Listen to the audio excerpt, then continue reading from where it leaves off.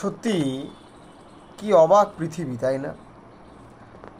একটা ছাত্রের গায়ের উপর দিয়ে শিক্ষামন্ত্রীর গাড়ি চলে গেল এই বিষয় নিয়ে যখন রাজ্যের বিভিন্ন স্তরে মানুষ প্রতিবাদ করছে, এবং সবথেকে বড় কথা, এই ছাত্রের রাজনৈতিক সত্তার থেকে ঊর্ধ্বে গিয়ে এটা বেশি গুরুত্বপূর্ণ হয়ে যায় যে ছাত্রটি সাধারণ তার যে ছাত্র সংসদ তার নির্বাচনের কথা শিক্ষামন্ত্রীর কাছে বলতে যাওয়াতে তার সঙ্গে এরকম ঘটনা ঘটল, এবং তার বিরুদ্ধে রাস্তাঘাটে সাধারণ মানুষ রাজনীতির ঊর্ধ্বে গিয়ে প্রতিবাদে নামল।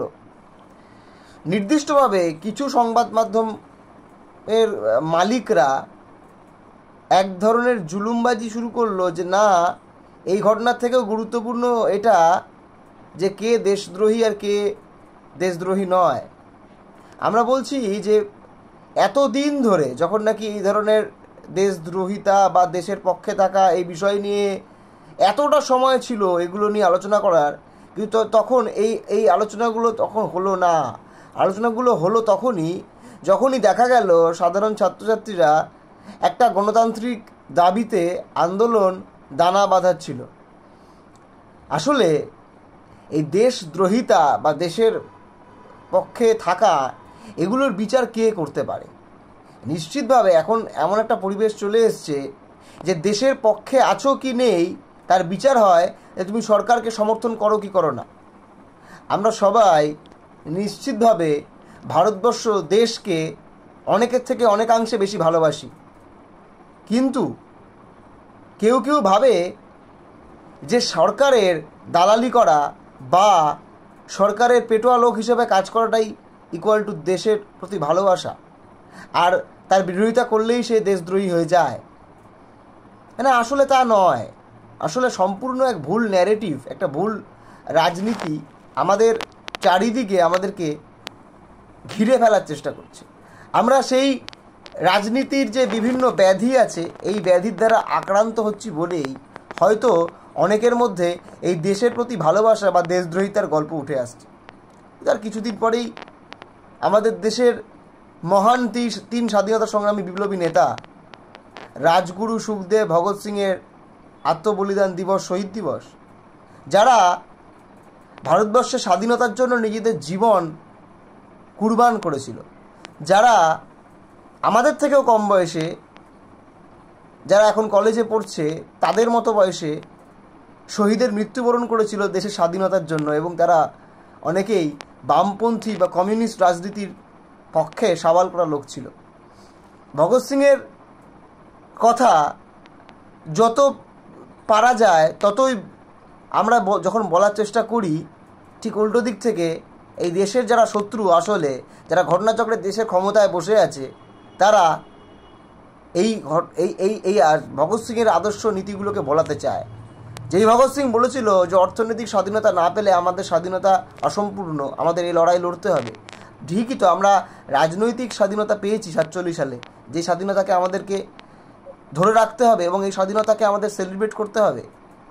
কিন্তু তার মানে তো এই নয় যে অর্থনৈতিক এবং সামাজিক যে স্বাধীনতা এখনও আমাদের কাছে অসম্পূর্ণ, এই অসম্পূর্ণ স্বাধীনতাকে পাওয়ার জন্য আমাদের সকলকে আগামীতে অনেক লড়াই করতে হবে। লড়াই করতে হবে পুঁজিবাদীদের সঙ্গে, লড়াই করতে হবে যারা জাতপাতের রাজনীতি, ধর্মান্ধতার রাজনীতিতে আমাদেরকে আবদ্ধ রাখতে চায়, যারা হিন্দু মুসলিম ছাড়া সকাল থেকে রাত অবধি আর অন্য কোনো কাজ নেই, হিন্দু মুসলিম করে যায়, যারা খালি হিন্দু খাতরে মে হ্যায় আর কেউ কেউ মুসলিম খাতরে মে হ্যায় এই কথা বলে বলে আমাদের জীবনের, জীবিকার, আমাদের নীতি আদর্শ সমস্ত কিছুকে একটা ভুল দিকে নিয়ন্ত্রিত করার কাজ করে। তাই যারা বলবে হিন্দু ধর্ম খারাপ তাদের বিরুদ্ধে সমানভাবে সোচ্চার হতে হবে, যারা বলবে মুসলিম ধর্ম খারাপ তাদের বিরুদ্ধে সমানভাবে সোচ্চার হতে হবে। কেউ যদি মনে করে থাকে কোনো ধর্মকে মানবে না, তার সমান অধিকার আছে, তার মতোই যার ধর্মে বিশ্বাস করার অধিকার আছে। আসলে সব ধর্মই এবং সব ধর্মকে না মানার এই দুই বিষয়ই অধিকার আমাদেরকে সংবিধান দিয়েছে।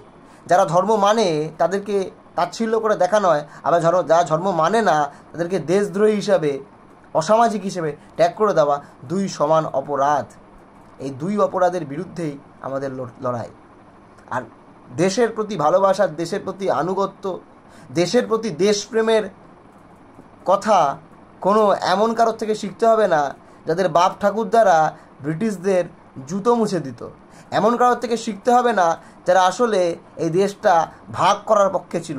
এমন কারোর থেকে শিখতে হবে না যারা আসলে আমেরিকা বা ইসরায়েলের মতো শক্তি, যারা সারা পৃথিবীতে একটা অসাম্যের পরিবেশ, একটা অগণতান্ত্রিক সাম্রাজ্যবাদী পরিবেশ তৈরি করে। এদের দালালি করা লোকেদের থেকে আমাদের স্বাধীনতার পাঠ শিখতে হবে না। আর কথায় কথায় কিছু না পারলেই যারা পাকিস্তানকে নিয়ে চলে আসে, তারা বোধহয় ভুলে যায় যে আসলে আমরা যারা ভারতবর্ষের পক্ষে, আমরা চাই আমাদের দেশ ভারতবর্ষ একদিন পৃথিবীর সর্ববৃহৎ শক্তি হোক। ওই শক্তি হবে হবে হবে হবে করে ট্রাম্পের তলায় গিয়ে, পায়ের তলায় গিয়ে বসে যাওয়াকে শক্তি বলে না। আমেরিকার মতো সাম্রাজ্যবাদী দেশও যাতে একসময় আমাদের ভারতকে সেলুট করতে পারে, আমাদের কাছে সমাধানের জন্য আসতে পারে, এটাই হয়তো হওয়া উচিত আমাদের জীবনের বা দেশের ক্ষেত্রে লক্ষ্য, যে আমরা পৃথিবীর সর্ববৃহৎ শক্তি হব। কিন্তু এই সর্ববৃহৎ শক্তি হওয়াটা তো এদের এজেন্ডা নয়। এদের এজেন্ডা তো আসলে এইটাকে কাজে লাগিয়ে মানুষের হানাহানি, বিভাজন, ভুল ইতিহাসকে প্রপাগেট করার রাজনীতি প্রপাগেট করে দেওয়া। এবং কেউ কেউ যারা চতুর্থ স্তম্ভ বলে আমরা জানি, সমাজের চতুর্থ স্তম্ভ, তারা অনেক ক্ষেত্রে এই চতুর্থ স্তম্ভের কাজ না করে এই কিছু দেশদ্রোহী যারা সরকারের ক্ষমতায় বসে আছে, তাদের খুব কাছের লোক যারা ব্রিটিশদের দালালি করত, তাদের হয়ে আজকাল কাজ করছে। তাই সেসব লোকেদের থেকেও সাবধান থাকতে হবে এবং বুঝিয়ে দিতে হবে যে আসলে সমাজের চতুর্থ স্তম্ভ বলতে আমরা কি বুঝি। আমরা বুঝি যে আসলে সত্যিকারের ঘটনা, সত্যিকারের খবরকে যারা মানুষের মধ্যে পৌঁছে দেয়।